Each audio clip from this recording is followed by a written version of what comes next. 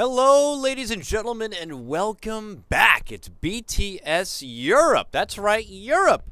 We've been to America, we've been to Southeast Asia. Now it's our first rendition of the BTS Europe Cup, the first of its kind. We got another full spread of teams here. We've got 16 invited teams to compete in this best-of-3 single elimination bracket, where the finals will be a full best-of-5. Let's go ahead and use my handy production skills here to head over to the bracket. Oh, ignore that little timer right there, as we actually pulled a fast one on you and happened to start a full hour early. But for everything else, you can see all the squads invited, who's already made their way into round 2.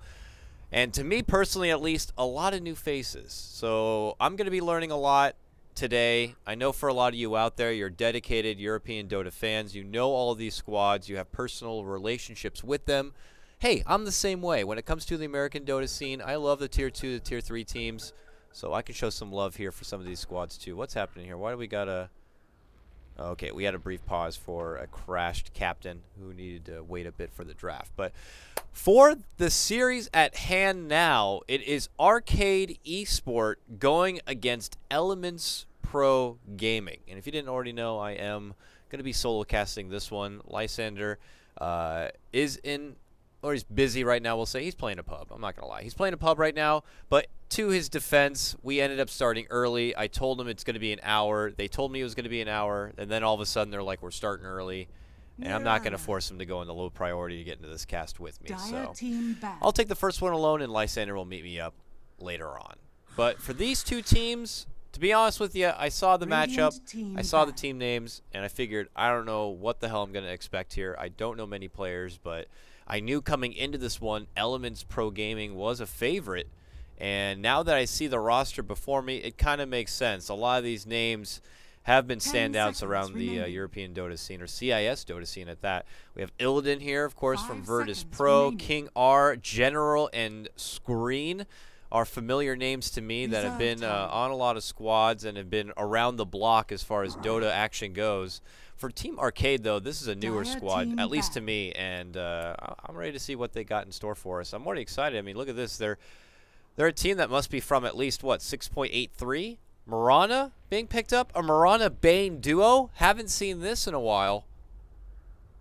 10 seconds I'm looking forward to it, though. Mirana has been gifted a lot of love the past couple of patches here. Let me see if I can actually look it up. I know her base damage has been increased, but I want to see what else they changed to her. And now that I'm solo casting, I actually have the time. I can look it up. Okay, so 6.86 changes to Mirana for those of you who didn't know along with me and want to get reclarification here.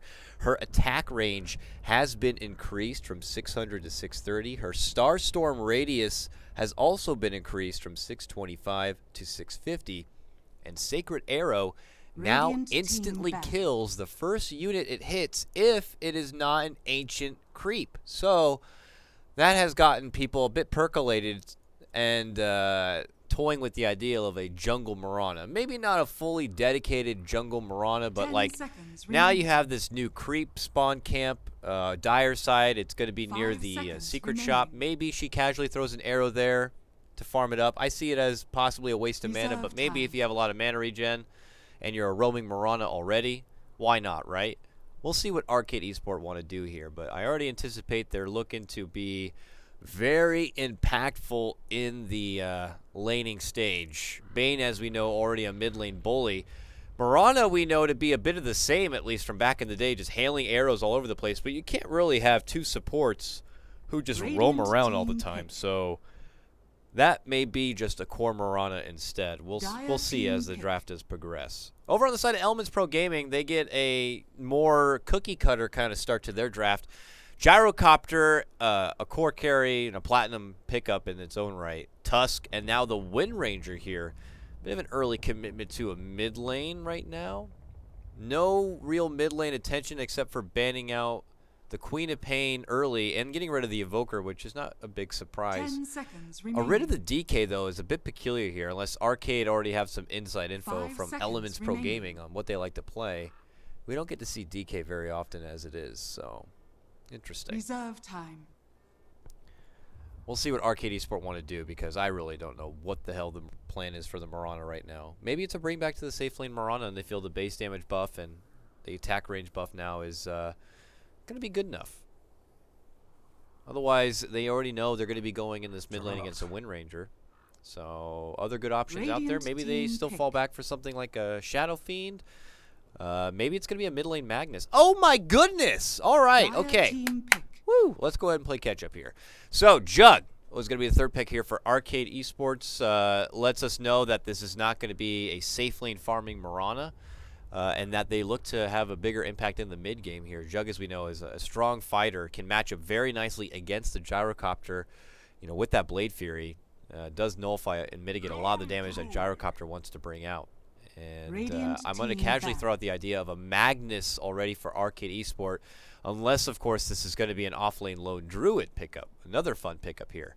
I only said the Magnus, though, because we obviously know the Empower with Juggernaut is very, very good, and just a lot of synergy across the board. 10 seconds remaining. But Oracle is the grab here for Elements Pro Gaming. This is going to be my personal first time casting an Oracle game in the new patch. I know he's been played a couple of times. I, myself, a big fan of the hero.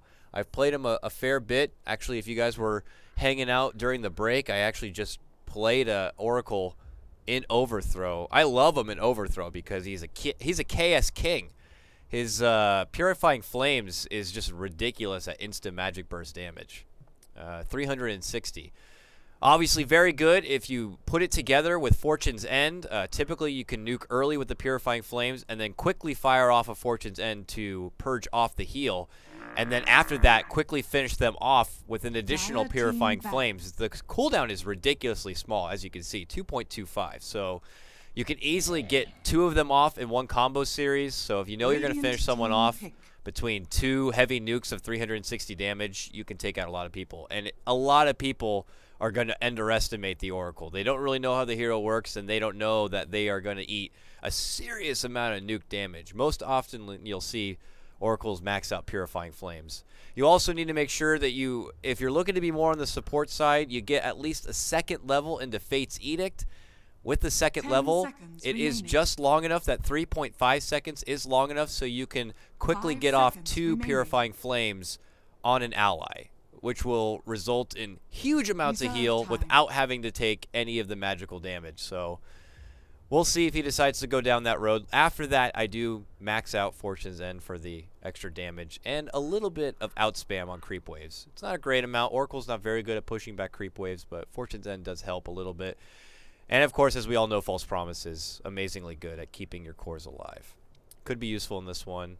I love that they have buffed the cooldown at least. I know they took away a lot of its potential and its lingering ability to fend off slows and stuns, but at least its cooldown is now 30 seconds, and they're going to pick up a Pudge on top of it. Oh my goodness, Lysander, I'm so sorry. The poor guy had been crying out for Navi to play a Pudge in our last series, thinking that Dendy would love to take advantage of the new Pudge, but he's not going to do it. It's going to be Elements Pro Gaming who do it instead.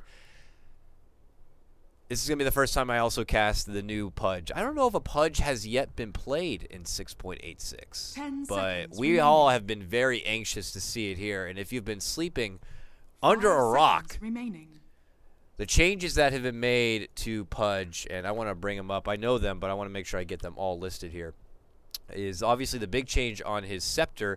They removed the old Scepter buff, and now it just reduces the cooldown of Meat Hook to 4 seconds. And will increase the damage from 360 to 475. This is pure damage as well. And instead, what used to be the Ag's ability is just kind of automatically incorporated into his Dismember. So he gets the heal. So pretty nice. On top of that, you consider Aether Lens a huge, huge pickup.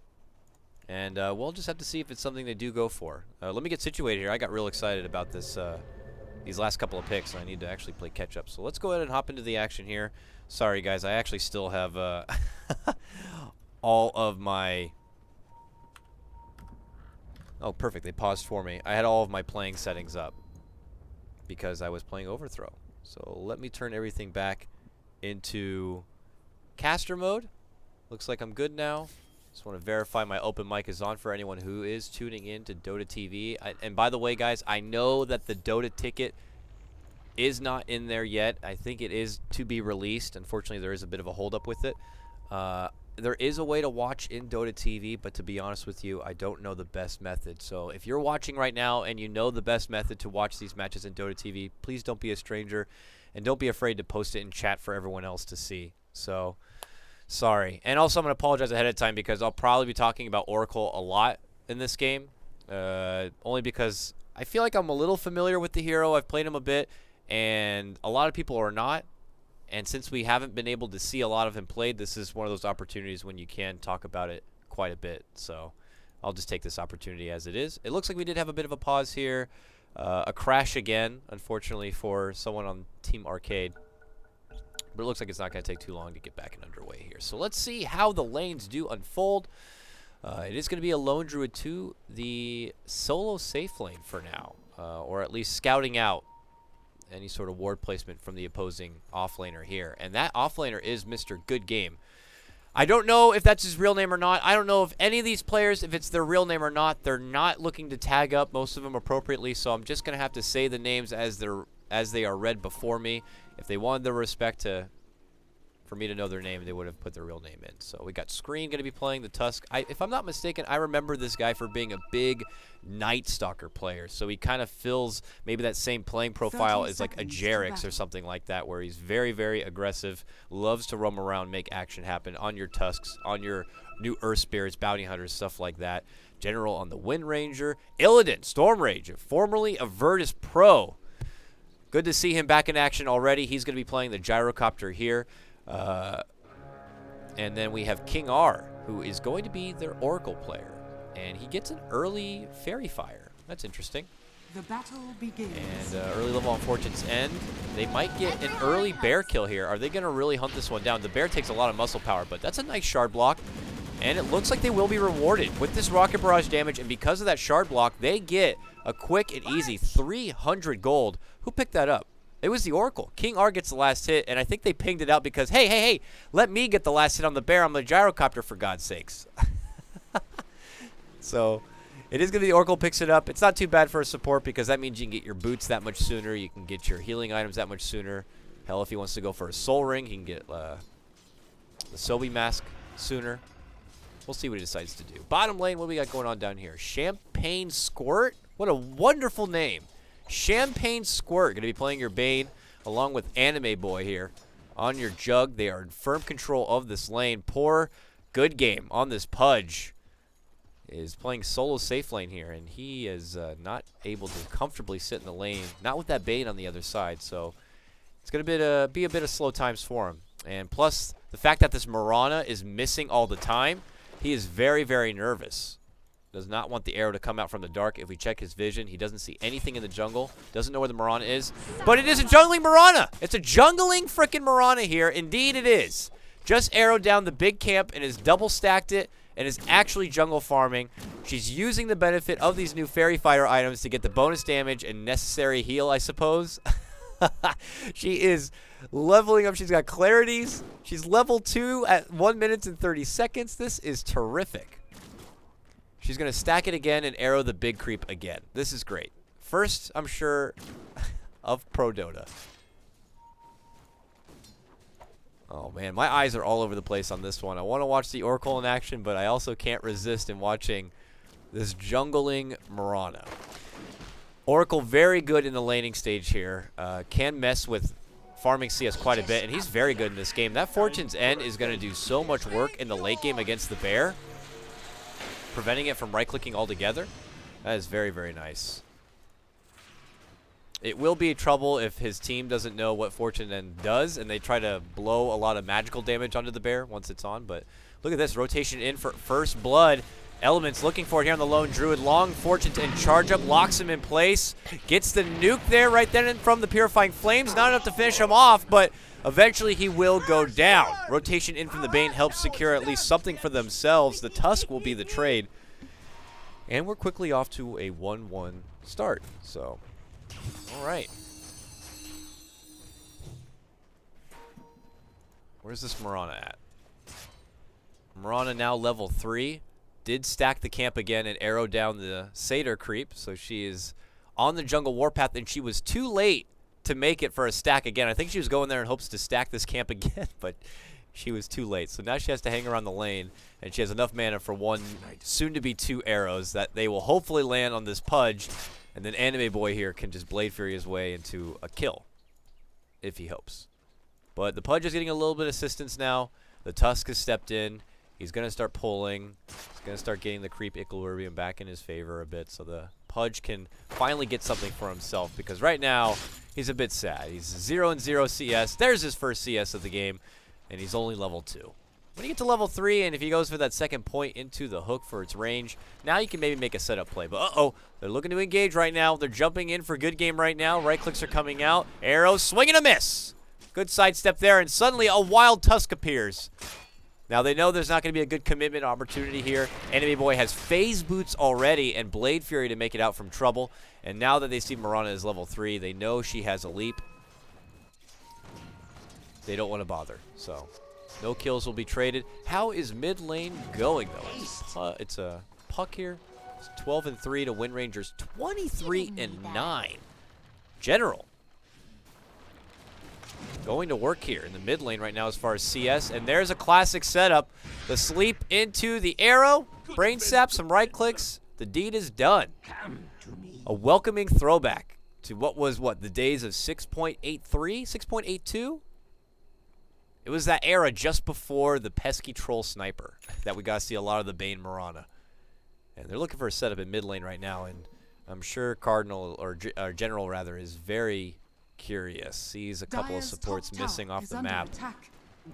Meanwhile, look at the disrespect from top lane here. They are just making sure this lone druid has a miserable time. He is 9-4 in CS, which you think is not bad, but for a lone druid in the safe lane and his bear just casually eating damage. And it looks like they might be rewarded with another 300 gold. Big grab for them. Meanwhile, this Mirana Bane combo not finding an opportunity to go in the mid lane. It was pinged out, and General played very cautiously. And that means that this duo needs to head elsewhere. So all the meanwhile elements doing work in this top lane. Really no problem for them. Bottom lane, though. Oh, they make the jump. They're going for the Pudge here. They're going to get him down. He tried to get the suicide there at the end, but will not get it. And the 3 of them going to be rewarded with the grab. Arcade now up 3-1. And they might get a quick and early push on this tier 1 tower. Anime Boy also went with the early point into the healing ward. So maybe they're looking to push a bit faster. Radiant's bottom tower is under attack. So a slow start, sadly, here for the Pudge in this one. Having a very difficult lane. He was the sacrifice in this laning stage here. Oh, top lane. They're looking to finish off this tower, and she does not commit for the stun. Was she canceled by a shackle shot? No, was not canceled by a shackle shot. Just canceled it straight out because it was canceled. Oh, I like that. Lone Druid uses that new Savage Roar and scares them all away. Creates enough space that now they have help on the way here. Champion Squirt. I was going to call him Champion Squirt. Champagne Squirt here along with the Mirana, able to kind of fend back elements from pushing on forward. That new ability coming into play here for the Lone Druid. I actually have never personally seen that before. Oh, what's happening here? We got Pudge hiding in the trees right next to some trouble. If he goes for the hook on this puck. Oh, yeah, they're going to go for the hook for the finish. He got it. Nicely done. And suddenly, Mirana realizes a Pudge is nearby. Goes for the leap. He's going to commit with the rock. Does not get the slow there, but they are going to get the snowball. Snags him up. Gets the kill on Mirana. Now they're looking to head south. Champagne Squirt will round the corner and make it away from any sort of trouble here. And now with all this pressure on the mid lane, Elements will do some work onto the tier 1. Jug nearby with Omni Slash at the ready, but I don't think there's going to be any easy opportunity for the kill, but they have assistance coming in. Puck looking to move in. Has the coil. Connects on 2. Blade Fury. Pudge heading up. Can't cancel that TP with an Omni Slash, but Pudge will go down. Right at the last tick of damage right there. Will not be able to make it out. No Omni Slash was committed. Only the coil for the 1 takedown. So a good response there, and they will not be losing a whole lot more outside of their tier 1. Rana went with power treads. That's great. Looks like Gyrocopter's heading off. He's going to do some jungle work now. Illidan had the wonderful lane to work with. And it looks like he's handed off some time for someone else to farm it. General actually going to be heading to the top lane. Phase Boot's already done. Point booster towards the Ags here. Looking to get a hold of this Lone Druid. Lone now pops the ult. Knows trouble's on the way here. Looks like he'll be fine. Screen's looking to engage a bit, but we also have to catch action here. Catching out Illidan in the jungle nearby. They're going to be setting up to sleep. The hook is not going to be there. Illidan will go down. I don't know if that was an attempt to save him or not, but not going to be able to pull through. Good gank movement here from Arcade. They read the map well, seeing Illidan is missing from top and not really popping up anywhere. Must be in the jungle, and this dynamic roaming duo gets the job done. Leaves a bottom free lane here for Anime Boy. Phase Boot's already done. We'll see if he decides to go right into maybe a trusty Yasha to hold on the side, or early Morbid Mask. We'll see what tickles his pickle here, as Illidan will be in the opposing part of this lane. With call down ready to go, he'll definitely need a +1 or 2 if he wants to do anything to this Jug. Lone Druid has evacuated the top lane in the meantime and is going to be doing work in the jungle here. Did he have to settle? Well, for now, he's building what looks like early Phase Boots. I don't know if he has to settle yet, but getting a Midas or not is going to be a deciding option here for him. And then you see if he casually builds into a cookie cutter Lone Druid from here or not. Not too sure. Not a Bulldog kind of a guy myself. Champagne Squirt gets to sleep. Arrow's going to be there. Yes. And we're going to see an Omni Slash. We certainly are. There's the Blade Fury. There's the kill. Wonderful setup. Right position at the right time. We'll reward them with a takedown on General there. You know what was what's interesting is that this Pudge, now he had a very difficult lane in the safe lane bottom by himself. At one point, you know, we saw him sitting by the tower not doing a lot. I wonder if he ever considered just like doing this off lane pull or this side lane pull camp. I believe you could still pull the creep wave to here with the hook, and it will run down all the way around and back to the camp like it used to. That way you could have denied some creeps to the opposing off lane, and then maybe have found some stuff for yourself. But we'll see if he's going to be able to recover nonetheless. He's already level 6, so he's got that going for him. Even Oracle, look at that, able to throw together Arcane Boots, which is fine. It's the typical build-up. It might be the mech candidate in the end, and then you get the fancy Greaves. I mean, Screen already got Phase Boots for himself, so he's definitely not getting a mech as of right now. Pudge, he's got 900 gold, but I wager he's either going to go for an early Aether Lens or a Blink Dagger or something. So the benefit of King R getting the early Arcane Boots and eventually going for the Greaves is that he makes so much out of it with his False Promise. You get double the heal, so you instantly know that you're going to cast your ult on someone, quickly pop the Greaves. There's a very, very rare chance that they will end up going down at the back end of this False Promise. The sad thing, though, is that that means that he is not going to get an Urn. I think that's what the Pudge might be doing instead. I love Oracle with Urn. I think it's a terrific item on him, and also an item that works very well with his False Promise. So for now, he's opted to pass on it. Maybe just thinking that the Pudge was going to go for it, but Pudge for now has a cloak, so probably an Aether Lens first for him. Got to get that longer range hook, you know.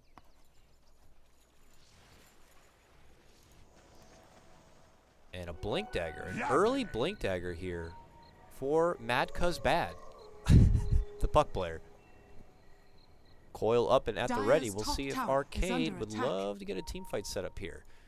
They have a lot to build around, just kind of creating space and allowing the Lone Druid to recover a bit and be their like late game insurance policy. He has that glove on the bear, so I think he is going to be going for a Midas. But here we go. Mad Cuz Bad able to kind of sidestep here. Still going to get hit though. from the Q of Oracle. There's going to be a shift. He gets a big coil off, but it's just to lock him defensively. He is getting healed up briefly from the Purifying Flames, but it doesn't matter. Eventually they step in. I think he should have considered just maybe holding on to the coil and ending his life.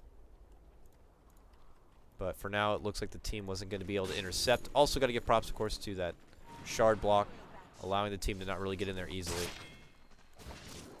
Back to the jungle for this Mirana, though. Dire's middle tower is under attack. Gotta say, though, respectable farm. It's something I might try out in my pub to be annoying as hell. Attention to bottom lane here for Elements. Radiant's It looks like they would love to rid of attack. possibly this tier 1. Champagne sees Radiant this and says, I'll take my structures business to are top lane. No problem.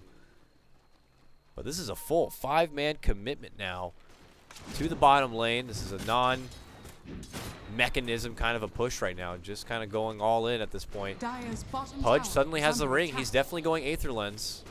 Dire's structures are I guess technically it fortified. could be a hood, right? Hood still uses the same components, right? Yeah. Ring and cloak.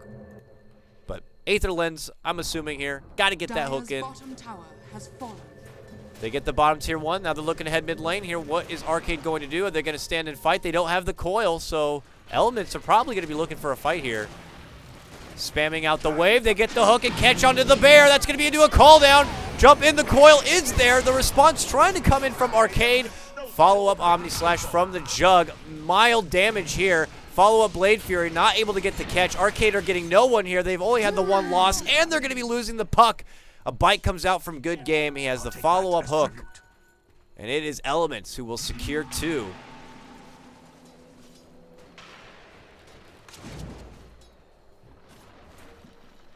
It looked like a worthy attempt at a response, but at that point, the Lone Druid was just sucked in too deep. And Arcade will lose Dire's that middle exchange. tower is under attack. First action we really get to see from Pudge this game. A wonderful catch right there. And even the finish there on the puck. Forcing out some split push potential right now. It looks like Jug did step off, get that handy Yasha. We'll see if he goes all the way for the S&Y or straight to Manta or not. It might be handy this game to Manta off a couple of things. Or at least Manta dodge and disjoint a couple of certain things. But a tier 2 will be secured here for Elements. They'll take what they can and they'll walk away.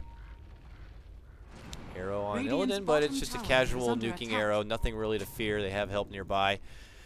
Oracle needs to get to level 6, though, man. He is broke as far as XP goes. Still level 5 at about 15 minutes in a game that they are pretty much heavy in favor for.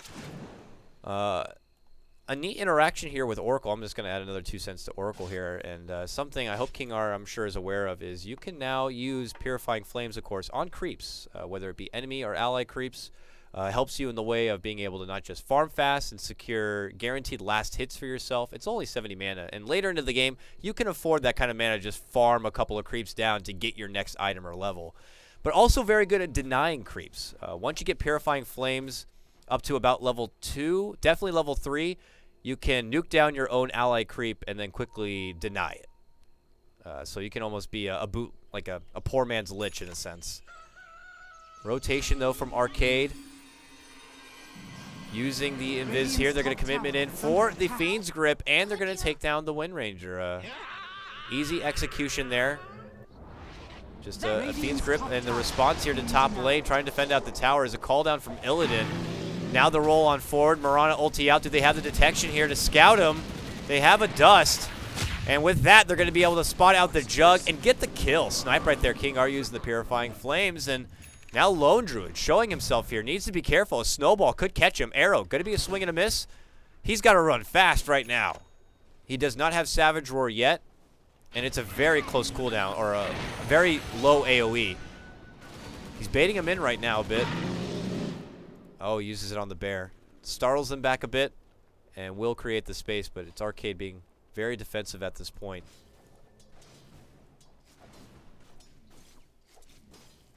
Bane, though, is finding a bit of the soul time here in the bottom lane. We saw what use he was able to pull out with that Fiend's Grip here. Just wants to get a bit more. No enfeeble levels yet, it looks like. But already fully committed in for that Brain Sap. And he's got a cloak. Oh, is he going at Aether Lens as well? I mean, I guess it's pretty damn useful on someone like Bane. Longer range brain saps, nightmares, and of course a Fiend's Grip. My goodness, if you cast a Fiend's Grip from outside the battle, there'll be no stopping you.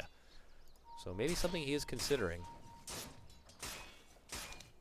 What do we got going on over here? Looks like we got False Promise now complete here for the Oracle. So a nice helpful tool here. You can allow someone to make a big overcommitment and not have to suffer too much from it.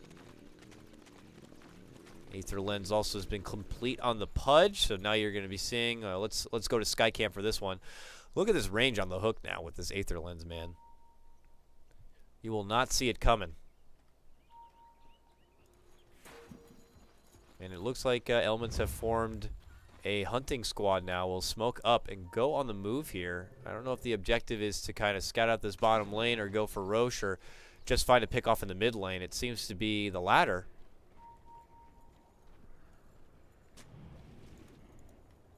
They already have this ward down.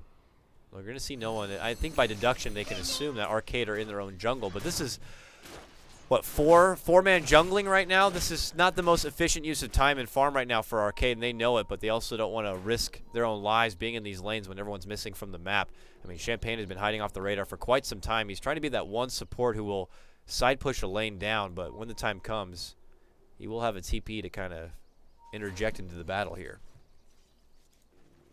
Well, it looks like Elements are not going to find anything with their smoke, so they head back for now. Do they have a Roche lineup? They do.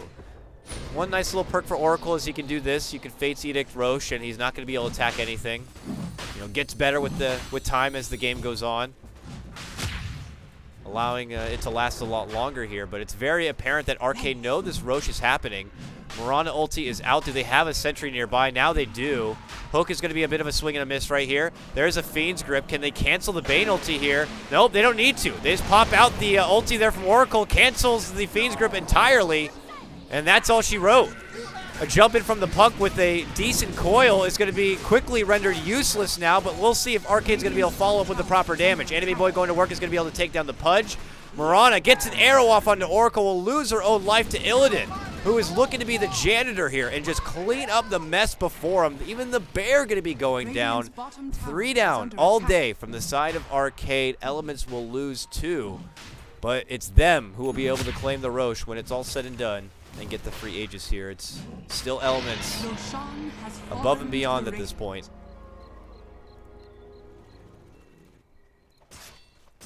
We're just going to have to start theory crafting what the recovery path is going to be here for Team Arcade.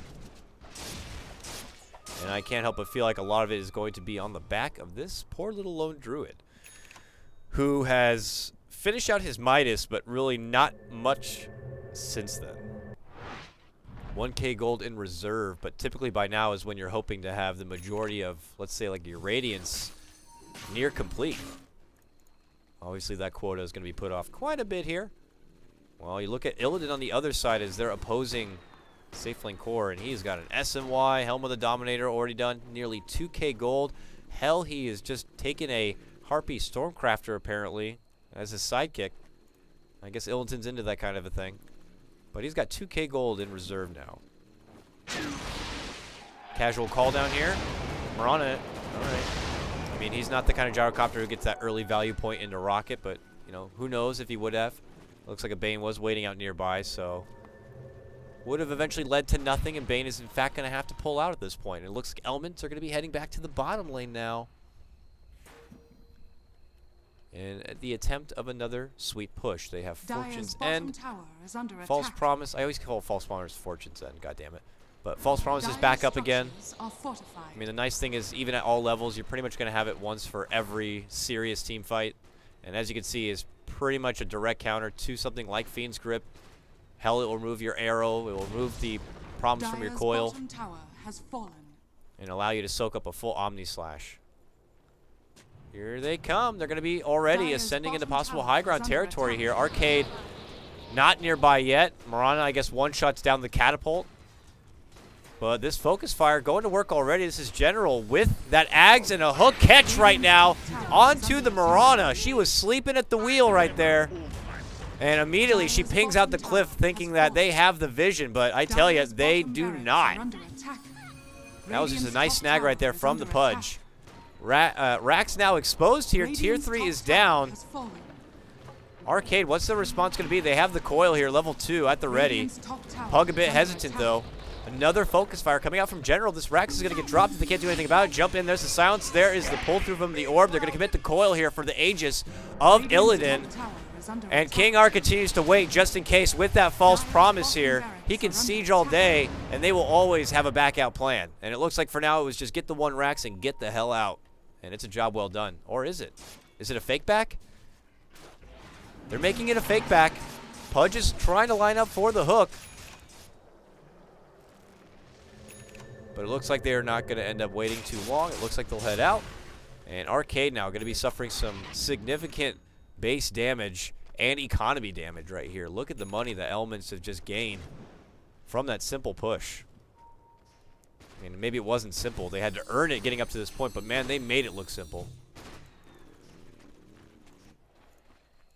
And now you're seeing everyone just loaded with money right now. These even supports are going to be stacking up some huge money. A Glimmer Cape even for King R. So they're going to forego the mech, it looks like, altogether.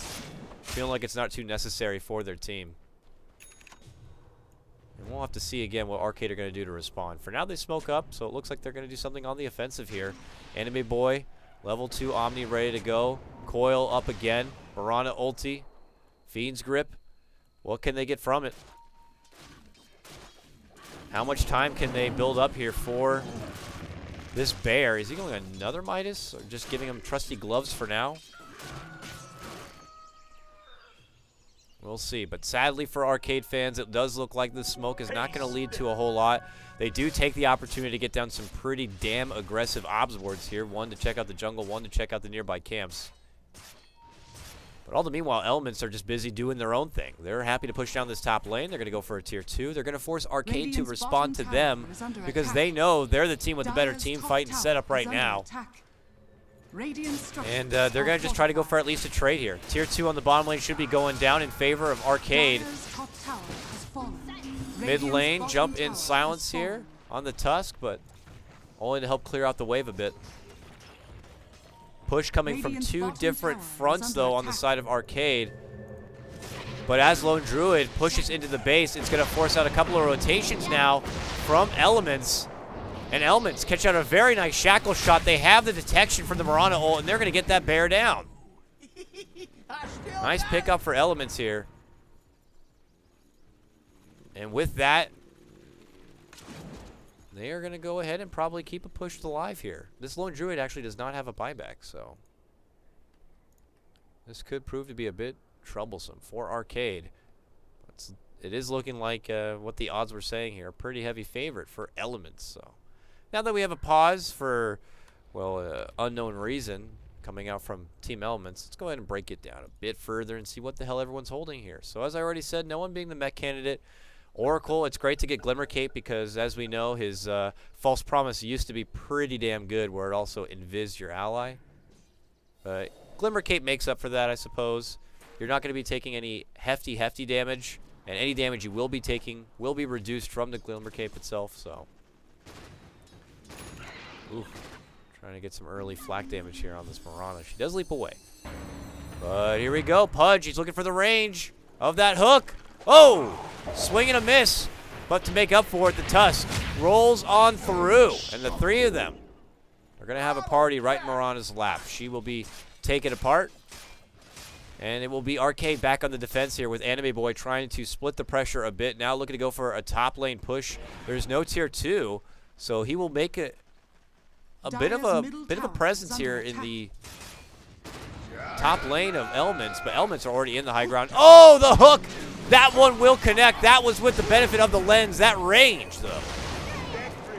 Puck, barely alive. Not going to be able to live. Does go down. Gets spammed apart. And that might be it. Good game. Going to be called from Mr. Champagne Squirt. And Elements will take game number 1 here. In a fun little line of Pudge, Oracle. Got to applaud Arcade. They pull it back a bit. They get the the fun little jungling Mirana roaming about with the Bane combo, but after they lost those 2 big fights, it really was no return there for them.